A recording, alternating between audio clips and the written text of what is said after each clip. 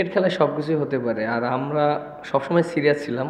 আর দেখেন যে টি-20 খেলা কিন্তু ১-২ জনই পারফর্ম করলে ম্যাচ জিতাতে পারে। ওদের ওই থিসারা প্যারারা যেভাবে খেলেছে এটা মানে অবশ্যই আ একটা মাঝখান থেকে পার্টনারশিপ হলে আমাদের জন্য একটু কঠিন হয়ে যেত। অবশ্য আমি অনেক হ্যাপি এই বোলিং ফিগারে। কারণ আমার ওই বোলিংটা টিমের জন্য অনেক হেল্প হয়েছে। কারণ ওখানে যদি উইকেটটা বের না করতে পারতাম তাহলে আমাদের জন্য অনেক ডিফিকাল্ট হয়ে যেত।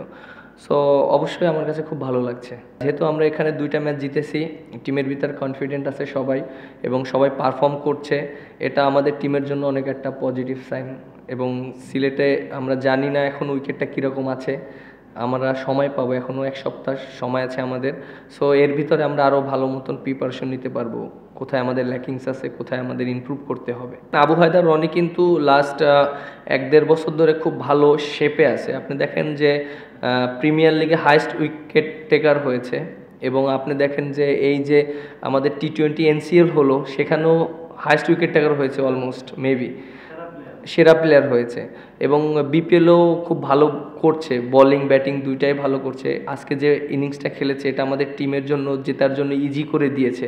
কারণ আপনি লাস্ট ওভারে ৩টা ৬ মেরেছে, এটা আমি মনে করি যে আমাদের টিমের টার্নিং পয়েন্ট ছিল।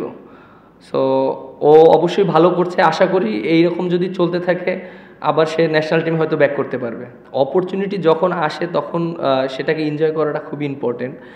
আর যেহেতু আমি ওয়েস্ট ইন্ডিজে ক্যাপ্টেন্সি করেছিলাম, এখানেও করছি। আর একটা জিনিস দেখেন, হয়তো এটা আমার জন্য নতুন না। আর ক্যাপ্টেন্সি করাটা একটা অভ্যাসের ব্যাপার। এবং আপনি যদি অনেক দিন গ্যাপ দেন তাহলে অনেক সময় অনেক কিছু ডিসিশন নিতে একটু চিন্তা হয়। বাট কন্টিনিউ যদি এটার ভিতরে থাকা যায় তাহলে অনেক ভালো ভালো জিনিস ভালো ভালো ডিসিশন নেওয়া যায়, ভালো ভালো কীভাবে আরও ইমপ্রুভ করা যায় সেগুলো করা যায়। বাট আমার কাছে মনে হয় যে আমি সবসময় এনজয় করার চেষ্টা করি। টি-20তে আপনি দেখেন যে আপনি যত ভালো ক্যাপ্টেনই হন না কেন, আপনাকে যদি প্লেয়াররা সাপোর্ট না করে আপনি কখনোই রেজাল্ট করতে পারবেন না। আর আপনি প্লেয়ারদের সাপোর্টটা খুব ইম্পর্টেন্ট, লাইক পারফর্ম করাটা, বোলাররা ভালো বোলিং করা, ব্যাটসম্যানরা রান করা।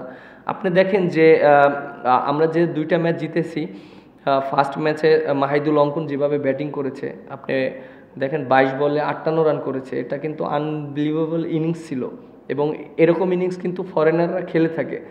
এরকম যদি কোনো প্লেয়ার থাকে টিমে, ক্যাপ্টেনের জন্য ইজি হয়ে যায়। এবং আজকেও দেখেন ও খুব ভালো ব্যাটিং করেছে, আবু হায়দার ভালো বোলিং করেছে, জিয়া ভাই ভালো একটা নক করেছে। মানে ক্যাপ্টেন তখনই কৃতিত্ব পায় যখন প্লেয়াররা পারফর্ম করে এবং রাইট সময় রাইট ডিসিশনটা নিয়ে টিম জিতায়।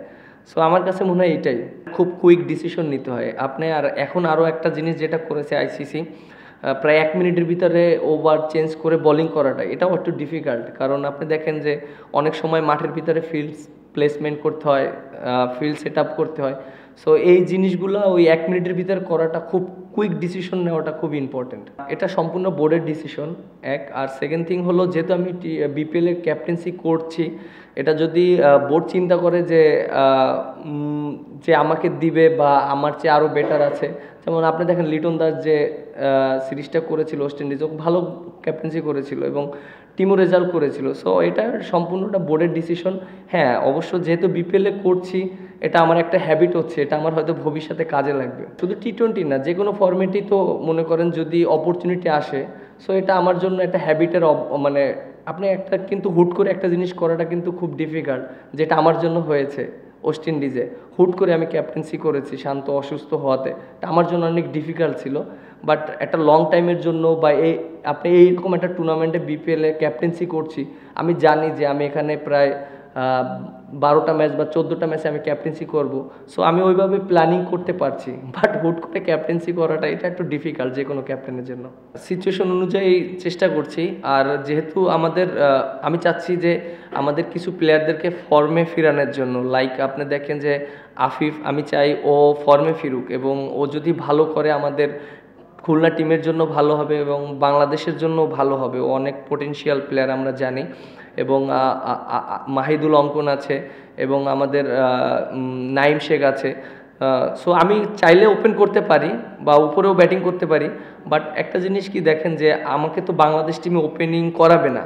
সো আমি যদি এখানে বিপিএল ওপেনিং করি তাহলে আমার ওই হ্যাবিটটা ওখানে হয়তো আমাকে অপরচুনিটি আসবে না, বাট আমি যদি 3-4-এ ব্যাটিং করি, 4-5-এ ব্যাটিং করি, তাহলে আমার এই বিপিএল থেকে হ্যাবিটটা আসবে যে না, আমি ওইখানে বাংলাদেশ টিমে যখন ব্যাটিং করব তখন আমার ওই সিচুয়েশনে কীভাবে ব্যাটিং করতে হবে সেটা আমার অ্যাডজাস্ট হতে পারবো। আপনি দেখেন ওয়েস্ট ইন্ডিজ সিরিজে আমি 4-এ ব্যাটিং করেছি, হয়তো আমার ছোট্ট একটু এক্সপিরিয়েন্স হয়েছে, এখানে যদি কন্টিনিউ করতে পারি, ভালো 2-3টা ইনিংস খেলতে পারি, তাহলে আরও বেশি কনফিডেন্ট হবে।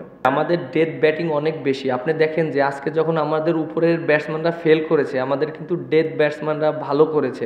অঙ্কন, জিয়াবাই, নাসুম, পিছনের দিকে আবার আবু হায়দার, রনি।